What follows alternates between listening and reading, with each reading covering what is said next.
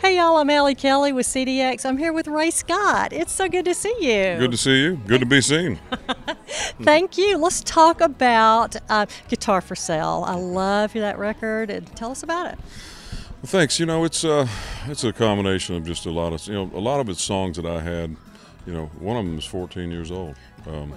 I've been a writer for a while. I've been in town for a while, and certain stuff either makes it on an album you're doing or it doesn't. Some of the songs on this record, a couple of them anyway, I kind of was holding out to see if I could get somebody else to record them over the years. A couple of people have had them on hold, and so I was sort of leaving them alone, but it turns out, that I ended up getting them, for myself, and that's always a good thing. It's always a thrill when somebody else records your songs, but some of the stuff I write.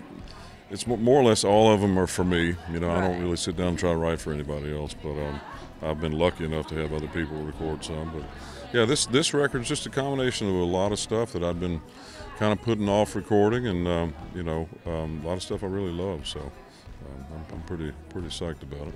And you've resurrected one of those songs to be your new single, right? Yeah, "Sobering Up" is a song that actually, Jake Owen, I think, had it on hold for a while, and used to play it in his show. He ended up not recording it, but it's one that I wrote years ago when I was with Warner. I wrote it out on the road and used to play it out there, and I recorded it to go towards a second album I was recording for them or with them. And that record never came out. I left the label before it was finished and released, so it was kind of sitting collecting dust for a while. So I finally got to a point where I was like, okay, I'm ready to record this thing and redo it. And so we redid it, and that along with a couple others from that era. And it's just like I said. The album has a time span, song-wise, of probably at least 14 years. So pretty neat when you think about it. Well, you're born in North Carolina, right? But you went to school in Atlanta? I did, yeah. I was born in Samora, North Carolina. It's a population of about 800 people, and that number never changes because every time a baby's born, some guy leaves town. But I've been here. I went to Atlanta, got a degree in music business, just because I needed to educate myself about kind of the business as a whole. And I got a little degree that kind of gave me a broad overview of how things work across the board, and I did that because I was in a band in Raleigh.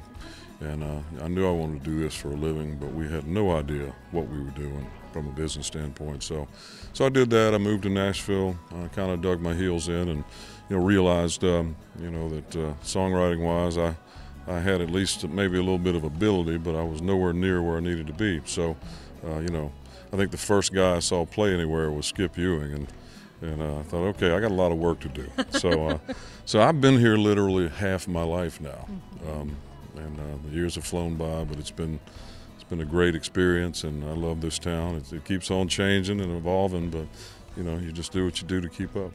That's right. Well, through all the changes, what has stayed the same and been your favorite restaurant in town? What's your favorite meat and three in town? Oh Lord, you know what? They just closed down the Pie Wagon. I'm still really sad about that. Yeah, that was it. I like Arnold's too. I always liked Arnold's. And another place that I've been going to and still love, that I've been going to since probably the late 90s even, was South Street.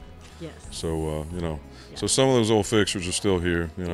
Obviously they closed down my Longhorn on, near Music Road years ago. That's the only Longhorn I've ever known to close. Yeah, and I know. Me too. Me either, because, man, that was Grand Central. That was everybody's office away from the office. Harlan Howard went there to drink every day. They should have left it up just for that reason.